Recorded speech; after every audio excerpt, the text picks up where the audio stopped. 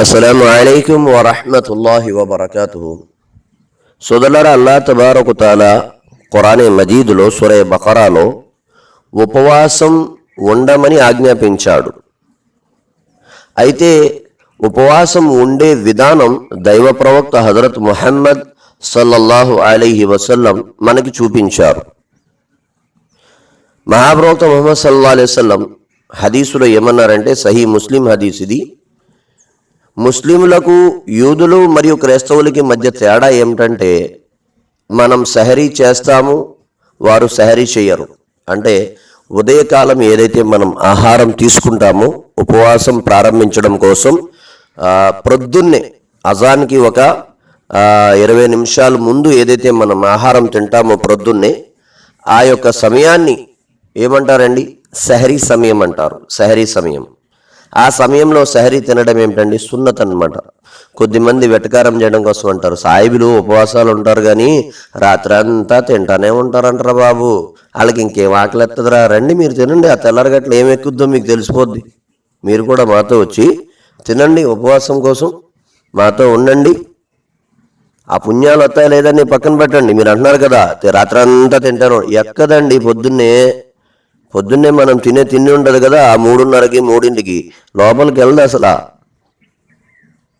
అయితే ఏదైతే మనం ఆ టైంలో ఆహారం తీసుకుంటామో దాన్ని సహరీ అంటారు.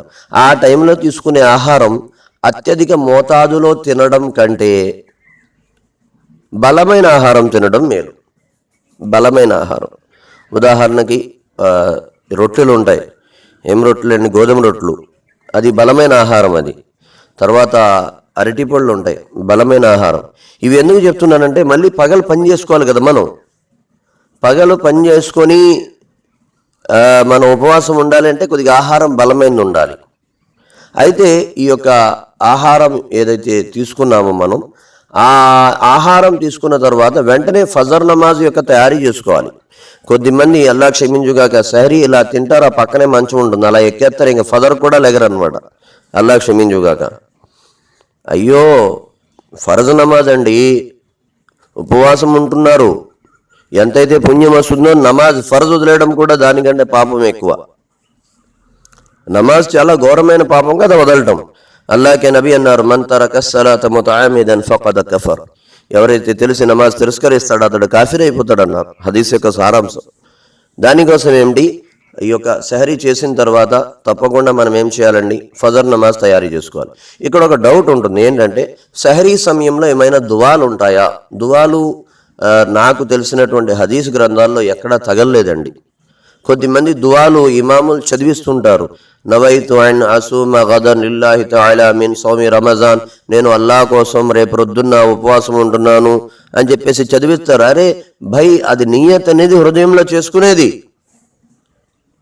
నియత్ అంటే నేను ఉపవాసం ఉన్నాను అల్లాహ్ కోసం, అయిపోయింది అక్కడితోటి. ఇది ఎక్కడి నుంచి వచ్చింది ఈ ఆచారం అంటే, ఆ రోజుల్లో ఉండేటువంటి ప్రజలు కనీసం సంకల్పం కూడా చేసేవారు కాదు, నియత్ కూడా చేసేవాళ్ళు కదా. అది అలవాటు అవ్వాలని చెప్పి ధార్మిక పండితులు ఒక విధానం పెడితే దాన్ని ఏదో ఫర్జ్ కింద చేసేసారు మనోళ్ళు. ఎప్పుడైనా మన కర్మకాలి ఏదో మాలాంటి ఇమాములు కొద్దిగా మర్చిపోయారు అనుకోండి, అయ్యి బాబా ఇమాం సాబ్ మీరు మొత్తం నియత్ మర్చిపోయారు, రోజా అవ్వదు, అది అవ్వదు, ఇది అవ్వదు, అది అంటారు. అరే భయ్, మీరు సహరీ తింటమే రోజా నియత్తో తిన్నారు కదా, అయిపోయింది. మళ్ళీ అన్నీ చదవాలి. ఇది ఎక్కడ నాకు తెలిసి నా జ్ఞానంలో నేను ఏవైతే పుస్తకాలు చదివానో ఎక్కడా తగలలేదు సోదరులారా. మహాప్రవక్త గారు పొద్దున్నే దువా చదివించేవారని కానీ, లేకపోతే దువా చదివేవారని కానీ, లేకపోతే సహబాలతో దువా చదివించేవారని కానీ, లేకపోతే సహబాలు చదివేవారని కానీ, ఇది ఎక్కడా లేదు.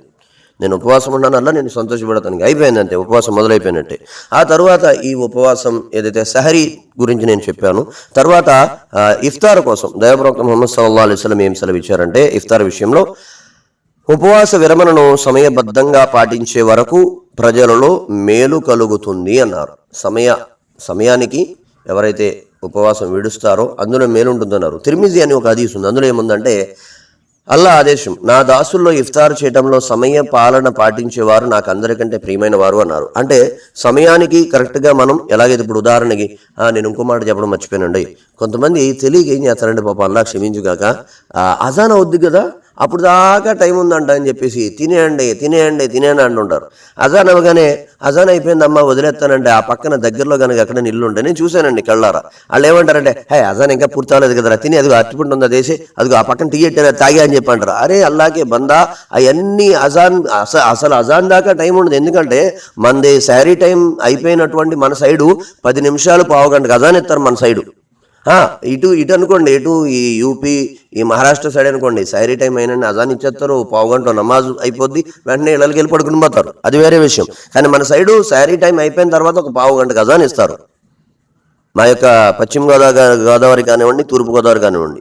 దానికోసం ఏంటంటే చాలామంది తెలియక అజాన్ అయ్యేదాకా తినచ్చని చెప్పి తినండి అంటారు. అలా కాదు సోదరులారా, ఆ సమయం ఈ రోజుల్లో అయితే క్యాలెండర్ ఉంది కాబట్టి అదే ఇప్పుడు చిన్న క్యాలెండర్లు వస్తున్నాయి కదా, చిన్న పాంప్లెట్ కింద వేస్తున్నారు కదా, దాంట్లో టైం ఏమి ఇచ్చారో చూసుకోవాలి. దానికి 2 నిమిషాల ముందే అవగొట్టేయాలి. అర్థమైందా? అంతేగాని ఇంకా టైం అవ్వాలని తింటా కూర్చోకూడదు. అల్లా మనల్ని క్షమించుగాక. తర్వాత ఇఫ్తార్ విషయంలో మహాప్రవక్త ముహమ్మద్ సల్లల్లాహు అలైహి వసల్లం సెలవిచ్చారంటే సమయ పాలన పాటించేవారు నాకు అందరికంటే ప్రియులని అల్లా అన్నాడు. సమయ పాలన అంటే ఇఫ్తార్ టైం అయింది, ఇఫ్తార్ టైం అయిన వెంటనే మనం ఇఫ్తార్ చేసేయాలన్నమాట. ఏదో పనిలో పడిపోయాం మర్చిపోయాం అన్నట్టుగా కాకుండా టైంకి కరెక్ట్గా ఇఫ్తార్ చేయాలి. అలాగని చెప్పి ఇంకా సూర్యుడు అలా దిగట్లేదు ఇంకా మనోడు బిస్మిల్లా అని చెప్పి తినేసారు అనుకోండి, ఉపవాసం విరిగిపోద్ది, ఉపవాసం పాడైపోద్ది. అలా మనందరినీ క్షమించుగాక. అలాగే సాయంత్రం మనం ఏదైతే ఇఫ్తార్ చేస్తామో ఇఫ్తార్ టైంలో ఏమైనా ప్రత్యేకమైన దువాలు ఉన్నాయా అంటే దువాలు ఉన్నాయండి. ఇఫ్తార్ టైంలో కొన్ని దువాలు ఉన్నాయి, మస్నూన్ దువాలు. మీకు కావాలితే నాకు వాట్సాప్లో మెసేజ్ పెట్టండి, నేను ఇన్షాల్లా ప్రామాణికమైన దువాలు ఉన్నాయి, చిన్నవి అవి నా దగ్గర నా ముందు అరబ్బీలో లేవు. నేను ఏదైతే విషయాలు చెప్తున్నానో నా ముందు అరబ్బీలో లేవయి, దానికోసం మీకు నేను చెప్పట్లేదు. అవి అరబ్బీలో చూసి నేను మీకు పెడతాను ఇన్షాల్లా. దానివల్ల మీకు చదివేటువంటి విధానం చక్కగా ఉంటుంది, ఏం తేడా లేకుండా. అర్థమైందా? అయితే ప్రామాణికమైన దువాలు ఉన్నాయి ఇఫ్తార్ ముందు, చిన్న దువాలు. అలాగే ఒక హదీసులో ఏమొచ్చిందంటే ఇఫ్తార్ ముందు సమయంలో దువా అంగీకరించబడుతుందని హదీస్ ఉంది. తర్వాత ఉపవాసి యొక్క దువా ఎప్పుడు రద్దు చేయబడదని ఒక హదీస్ ఉంది. దానికోసం ఏంటంటే ఇఫ్తార్ సమయంలో మనోళ్ళు ఏం చేస్తారంటే కొద్దిమంది అల్లా క్షమించుగాక వాళ్ళకి తెలియక ఆ టిఫిన్లు ఇవన్నీ ఫ్రూట్స్ కట్ట జమ చేసుకునేటువంటి ప్రయత్నంలో ఉంటారు. అక్కడ మసీదులో కూర్చుంటాం కదండి, ఒక 10 మంది ఉన్నాం అనుకోండి, అక్కడ రోటీ పెట్టాడు ఇలాగే కొద్దిగా సగం ఇలా అంటాడు. ఆ పక్కన ఆడ ఇడ్లీ తెచ్చుకుంటాడు, అందులోకి ఇడ్లీ ఇలాగే ఇదిగోరా నేను ఇది యాపిల్ తెచ్చాను అందులో ఆ సగం ముక్క అలాగే అని చెప్పి వాటిలోనే టైం అంతా గడిచిపోద్ది. వాళ్ళు అంటారు బాబు అజాన్ టైం అయిపోయింది దువా చదువుకుంటారు బాబు అంటే, అబ్బే సమస్య లేదు, మీ పని మీరు చేసుకోండి మామగారు, మా పని మేము చేసుకుంటూ అంటారు. అల్లా క్షమించుగాక. బెస్ట్ ఏంటంటే ఇంట్లో ఆడవాళ్ళు చూసారా, ఆడవాళ్ళలో కూడా కొద్దిమంది ఉంటారండి పాపం, అల్లా క్షమించుగాక, టైం దాంట్లో ఎక్కువ వేస్ట్ చేస్తారు. ఈ తినే వస్తువుల్లో టైం ఎక్కువగా వేస్ట్ చేయకుండా ఏమిటండి ఒక 10 రూపాయలు ఏమంటారు ఖర్జూరం తెప్పించుకున్నాం, లేకపోతే ఒక 20 రూపాయలు అరటిపళ్ళు తెప్పించుకొని దువాలో ఎక్కువ టైం గడిపి, జికర్లో ఎక్కువ టైం గడిపి, బిస్మిల్లా టైం అయింది ఆ టైంకి ఇప్పేసుకున్నాం, అయిపోయింది అంతే. మళ్ళీ ఆ టైంలో ఏమైనా దువా ఉంటుందంటే దువా ఉంది, కొన్ని హదీసుల్లో ఆధారం ఉంది, అల్లాహుమ్మా లకా సుమ్తా అని చెప్పి చిన్న దువా ఉంటుంది అరబీలో, అది కూడా మీకు పెడతాను కావాలంటే. ఆ చిన్న దువా ఆధారాలు ఉన్నాయి, అంతేగాని పెద్ద దువాలు ఆ ఇమాములే చదివించాలి ఇంకెవరు చదివించిన అవ్వదు, ఇదేం లేదు. ఉపవాసం టైం అయింది అనుకోండి, మీకు ఆ దువా గుర్తులేదు, బిస్మిల్లా అని తినేయండి అయిపోయింది. ఉపవాసం ఎలా నీకోసం ఉపవాసం ఉన్నా, నా ఉపవాసం అంగీకరించి బిస్మిల్లా తినేసాం అయిపోయింది, ఉపవాసం విరమణ, అంత ఈజీ అనమాట. అయితే ముఖ్యంగా ఏంటంటే ఈ ఉపవాసం ఇప్పే టైంలో మసీదుల్లో ఉన్న వాళ్ళైనా ఎవరైనా సరే నేను చెప్పేటువంటి ఒక మాట ఏమిటంటే ఆ తిండి విషయంలో జాగ్రత్తగా ఉండండి సోదరులారా. ఎందుకంటే రంజాన్ నెలలో కొద్దిమంది బయట వాళ్ళు గట్ట ఏం చేస్తారంటే మా వాళ్ళు ఇఫ్తార్ రావతారంటారా అని చెప్పండి, ఎవడో ఫైనాన్స్ షాప్ వాడిది వాళ్ళు ఎవరో సాయిబులు ఫ్రెండ్ ఉంటాడు, టప్పని తీసుకొచ్చి లోపలాడేస్తాడు, అదంతా మనం తినాల్సి వస్తుంది. లేకపోతే ఎవడో వడ్డీ వ్యాపారం చేస్తుంటాడు, ఆడు తీసుకొచ్చి లోపల మసీదులో పడేస్తాడు. ఆ గారెలు ప్లేట్ గారె అంటారా, ఒక 200 తెప్పించాడు మా ఫ్రెండ్ వేసండి అంటాడు, వాళ్ళు తినేస్తారు. వాళ్ళ యొక్క తినడం వల్ల వాళ్ళ నమాజులు పాడైపోతాయి, వాళ్ళ దువాలు పాడైపోతాయి. దానికోసం ఏంటంటే తిండి విషయంలో చాలా జాగ్రత్తగా ఉండండి, చాలా జాగ్రత్తగా. రంజాన్ నెల ఒకటేనా గురువు గారు అంటే కాదండి, లైఫ్ లాంగ్ చాలా జాగ్రత్తగా ఉండాలి. మనం తినేటువంటి తిండి చాలా జాగ్రత్తగా చూసుకోవాలి. ఇంతకుముందు నేను ఒక వీడియో కూడా చేస్తున్నాను దానికోసం ఏంటి తిండి విషయంలో జాగ్రత్తగా ఉండాలి. ఇది సెహరీ ఇఫ్తార్ యొక్క లాభాలు సోదరులారా. ఇంకా చాలా ఉన్నాయి. సెహరీ చేసే వాళ్ళ మీద అల్లా యొక్క కారుణ్యం కురుస్తుందని, అల్లా యొక్క దూతల కారుణ్యం కురిపిస్తారని చెప్పి ఇలా కొన్ని హదీసులు కూడా ఉన్నాయి. అయితే నేను ఇంత సింపుల్గా 2-3 హదీసులు చెప్తేనే ఇంత పెద్దదయ్యింది, ఇంకా మొత్తం హదీసులు చెప్తే ఇంకా ఎక్కువ పెద్ద వీడియో అయితే మన సోదరులకు ఇబ్బంది అవుద్దని చెప్పి నేను ఈ చిన్న 2-3 హదీసులతో ఈ యొక్క అంశాన్ని నేను పూర్తి చేస్తున్నాను. అల్లాహ్ తబారక వ తఆలా మీకు నాకు కూడా చెప్పి వినడం కంటే ఆచరించేటువంటి భాగ్యం ప్రసాదించుగాక. వ ఆఖిరు దావానా అనిల్ హమ్దులిల్లాహి రబ్బిల్ ఆలమీన్. అస్సలాము అలైకుం వరహ్మతుల్లాహి వబరకాతుహు.